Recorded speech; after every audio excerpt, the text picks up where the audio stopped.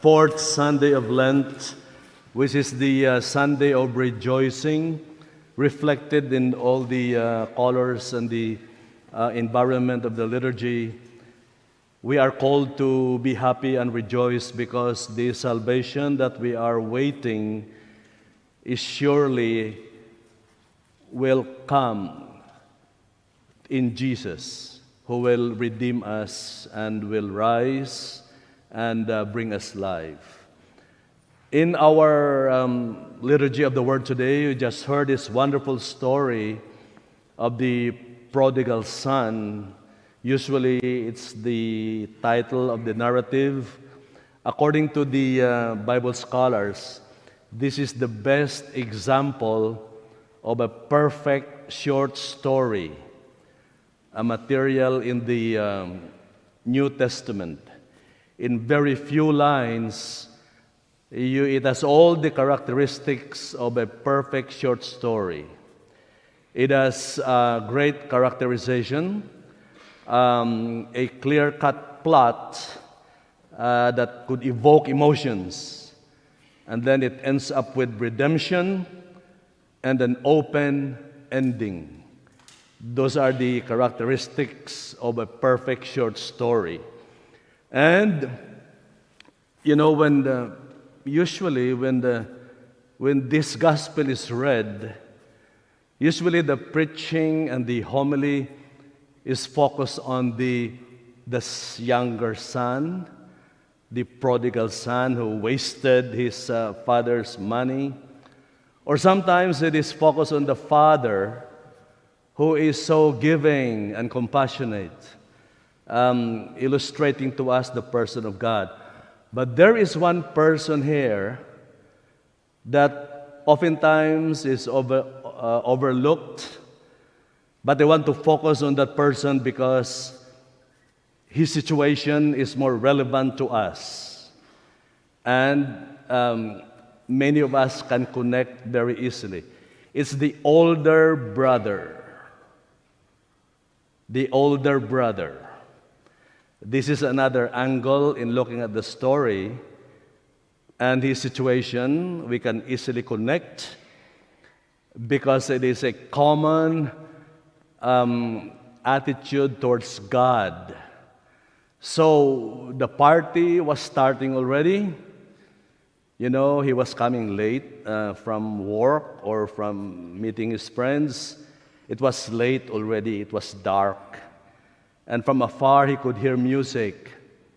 You know, probably he thought, wow, my father rented a sound system, you know? And there are lights and noise and eating and drinking, and there was a party. And look at the reaction. He did not go in. He was feeling something, so he called one of the servants and asked the servant, what's going on? And then the servant told him, you know, your younger brother who got the money and his share and squandered and everything, he came back. And your father killed the fattened calf, and there's celebration, there is party. And he was mad. He was furious. He would not go in. So the servant called the father. See, the older brother is there outside. He is furious. He is mad. So the father went out and, you know, he attacked his father and almost seized him by the collar and strangled him. And he said, you are so ungrateful to me. I've always been here working for you like crazy. And you didn't even give me a Cornish chicken. Just testing if you are still listening. For my friends to feast on, but this brother, you killed the fattened calf after all he had done?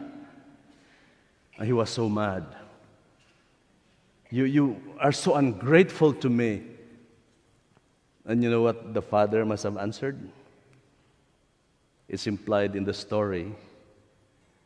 The father probably looked at him straight in the eye and said, "That's your fault. Because you wake up very early. I don't even see you. Then you come back late at night after meeting your friends. I don't see you. You don't talk to me. You are trying to prove something of what you can do. I don't need those. I mean, everything that you want to do for me, that's okay, but we can hire somebody to do that.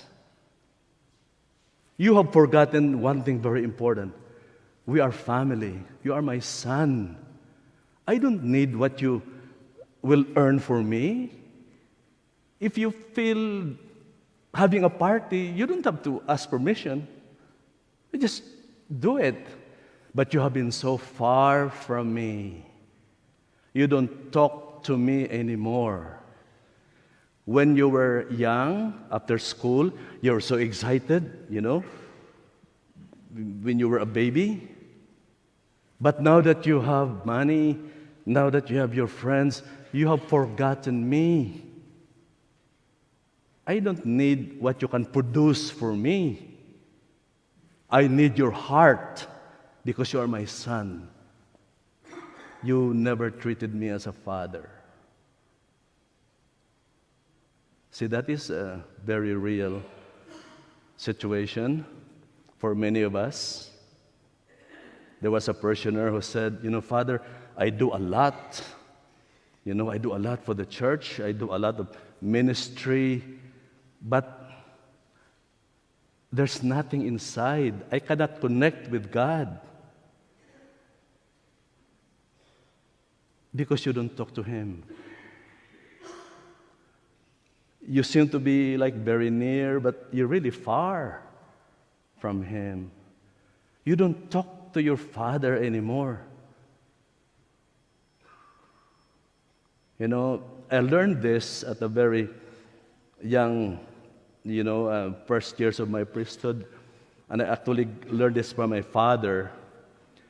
Sometimes in the midst of all the things that are happening in the parish, sometimes during the weekdays, I come in here in the church, nobody is here. I sit in the last pew, and sometimes I pray, sometimes I sleep.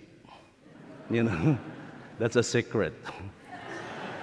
I sleep, but after an hour or two, just doing nothing, just sitting there, I can feel and hear God telling me, "Look at my poor priest.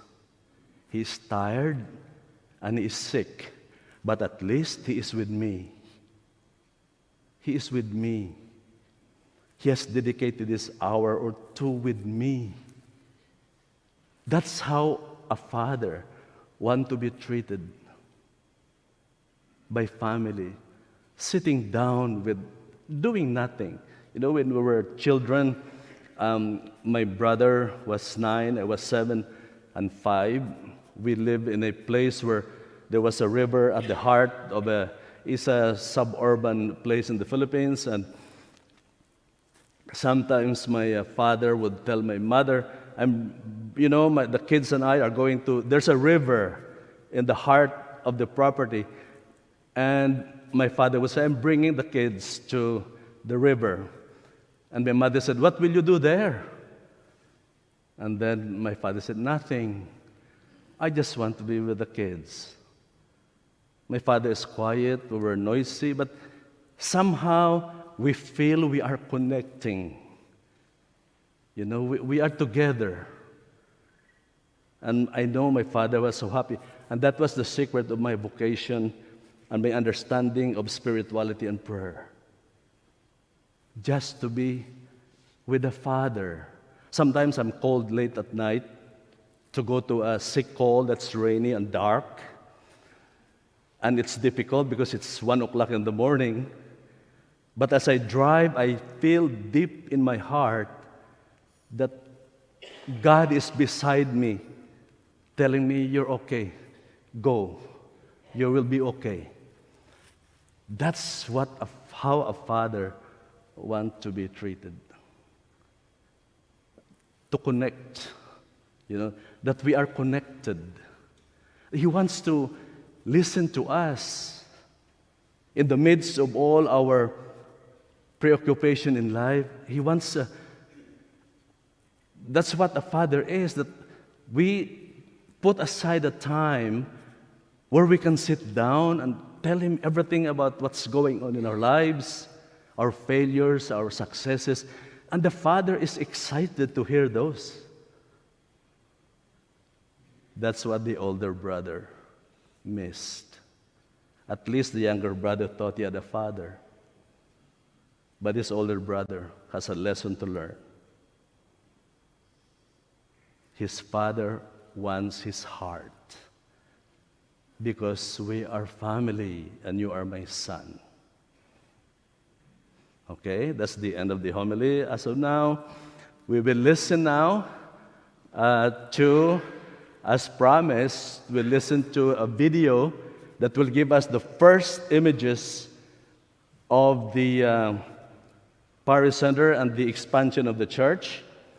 And then I will conclude that video in a couple of minutes at the end. Thank you, Bob, for that wonderful video that gives us the basic excitement about what's coming on in the next couple of months. You have seen the initial drawings. There are still more available that we will present by stages. There are so many rooms and sections of the parish that the drawings are now ready. But personally for me, the most important part of the structure is the 24-hour adoration chapel. For me, personally. That will give us 24-hour coded access to sit down with the Father anytime. 24 hours. You are welcome to come, sit down and talk to the Father. That's how my homily was fashioned to lead it to. That place will cultivate the relationship and to teach us how to settle the problem, the older brother. We can go there any time of the day, safe, to sit down and just do nothing, just being with the Father. And that's what this church is also aimed to do with more than 2,000 seats that are designed for the expansion. This will be available to people who will all be coming here to looking for God, looking for His presence, to connect with God, and to feel a sense of connection. This is what we are trying to do here. The real heart of religion that establishes connection. How many of you have seen the film, The Book Club? Many of you have seen the movie, right? The Book Club. There was a couple there trying to learn how to dance, and they cannot memorize the steps. But the instructor told them, dancing is not about steps. It is about connecting. Connecting. That's what the parish is here, why people come here.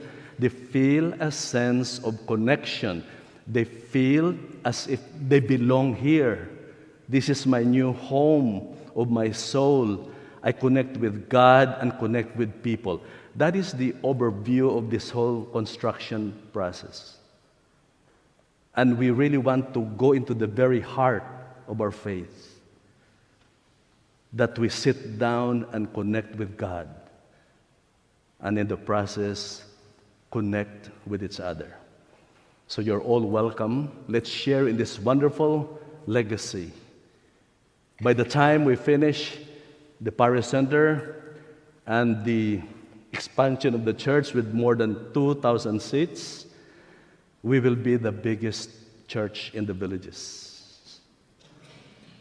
And we will equal the shrine, or even more, in Orlando in seating in the entire diocese. St. Vincent de Paul, you made it.